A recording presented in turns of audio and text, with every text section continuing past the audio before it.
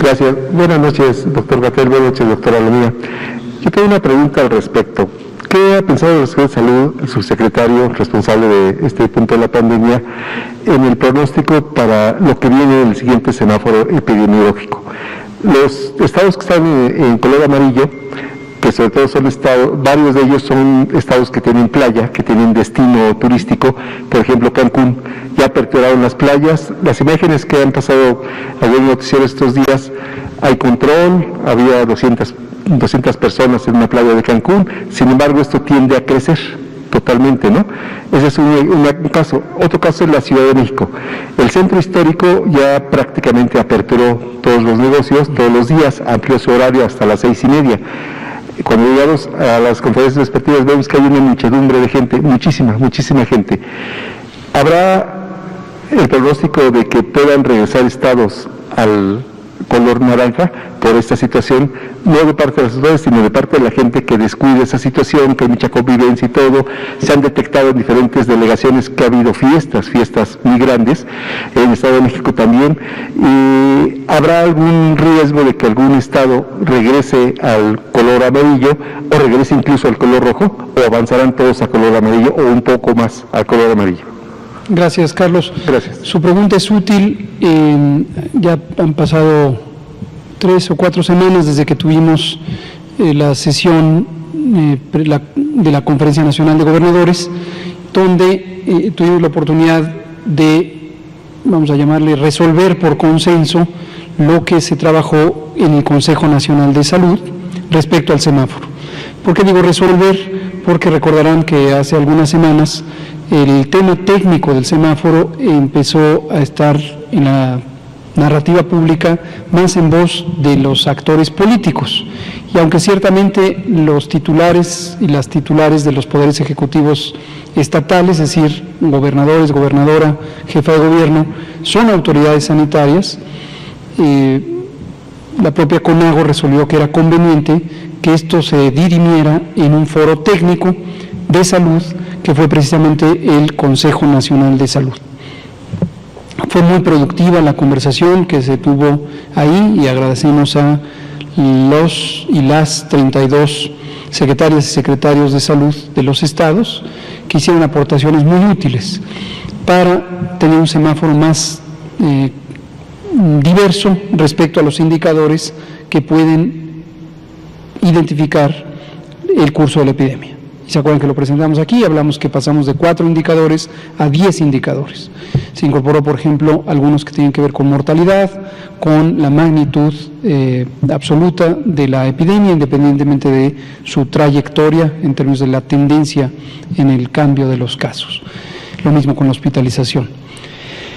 Entonces, ¿por qué me remonto a esto? Primero porque quiero aprovechar para agradecer, que ayer no lo hice en la mañana, al gobernador Juan Manuel Carreras de San Luis Potosí por el trabajo excelente que hizo al frente de la CONAGO, como presidente de la CONAGO, de coordinar todo este diálogo y dejar en claro que la intención del Gobierno de México es trabajar de manera coordinada con las 32 entidades federativas, como lo mencionábamos ayer a propósito de la pregunta de qué implica el retiro de 10 gobernadores de la CONAGO. Pero entrando en la pregunta, una de las inquietudes, por eso me remonté también a esto, que se mantuvo durante varias semanas, era la situación definitivamente frustrante para los poderes estatales de encontrarse con que el semáforo regresaba a un nivel de riesgo mayor. Por ejemplo, un estado ya estaba en color naranja y regresaba a rojo, cuando tenía la expectativa de estar en naranja. O incluso ocurría que algún gobernador salía públicamente a decir mañana estaremos en naranja, y cuando venía el conocimiento de lo que se había evaluado, resultaba que no era así.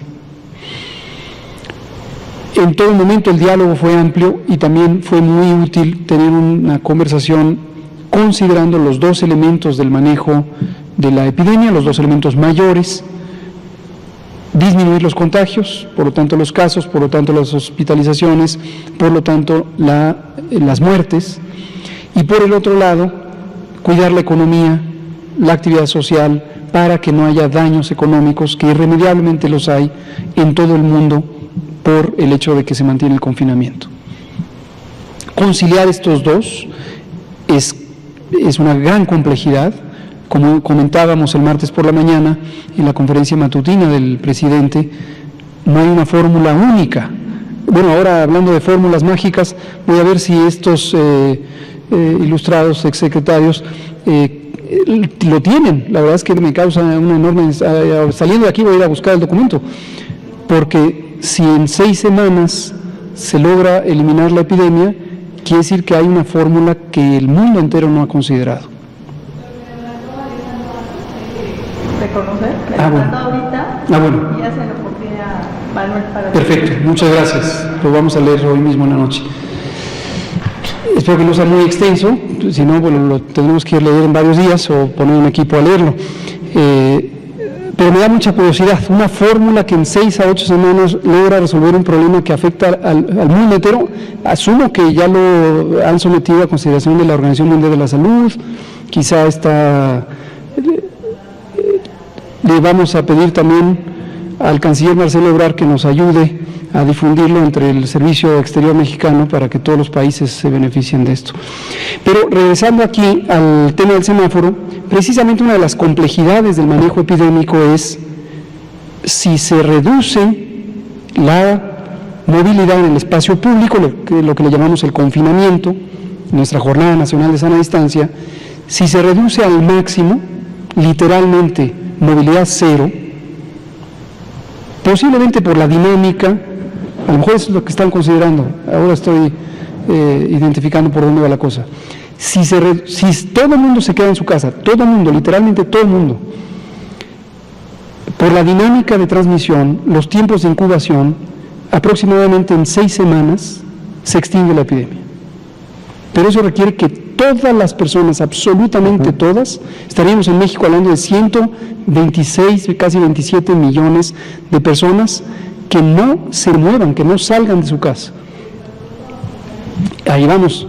Entonces, eso, en principio, más allá de cuando vuelvan a salir o volvamos a salir, imagínense ustedes durante 6 semanas que nadie esté fuera de su casa. Nadie es nadie, no es muchos, es nadie, 127 millones de mexicanas y mexicanos. ¿Cuál sería la consecuencia en el lado social y económico?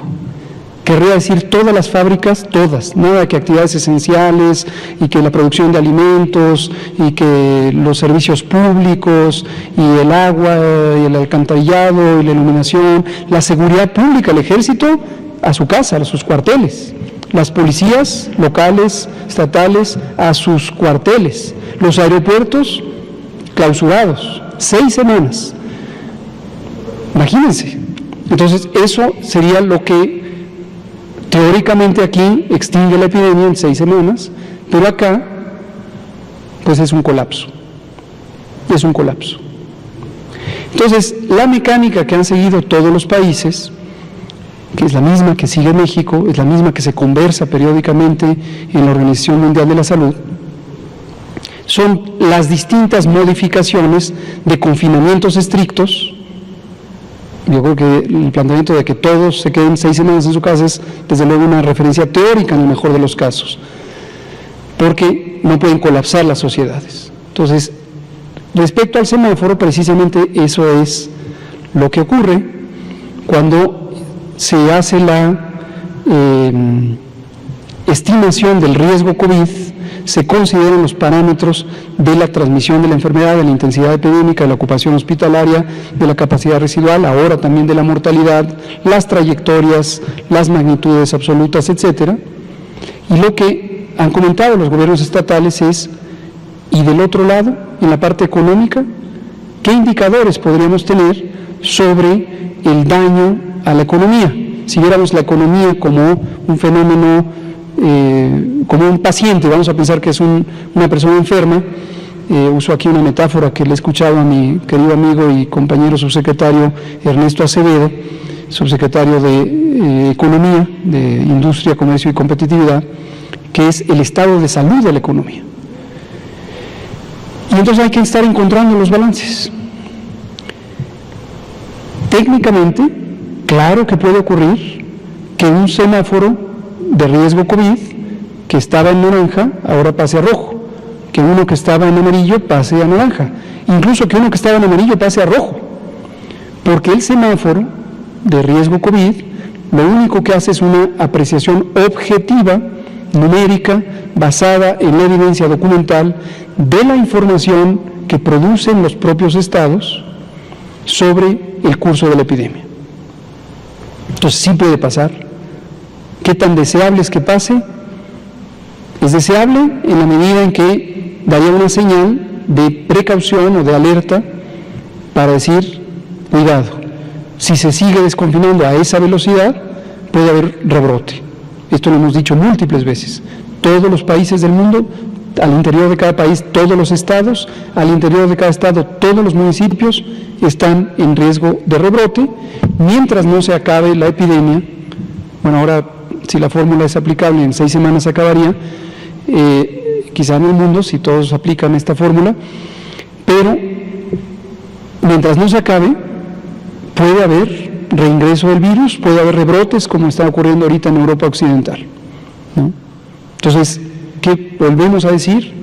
Preparémonos para una epidemia larga, lo dijimos al inicio de la epidemia, hablamos de un periodo de febrero hasta octubre, como una ola inicial, una curva lenta, una curva plana, producto de la mitigación comunitaria, donde 80 millones, no 127, pero sí 80 millones de personas salieron de la circulación pública.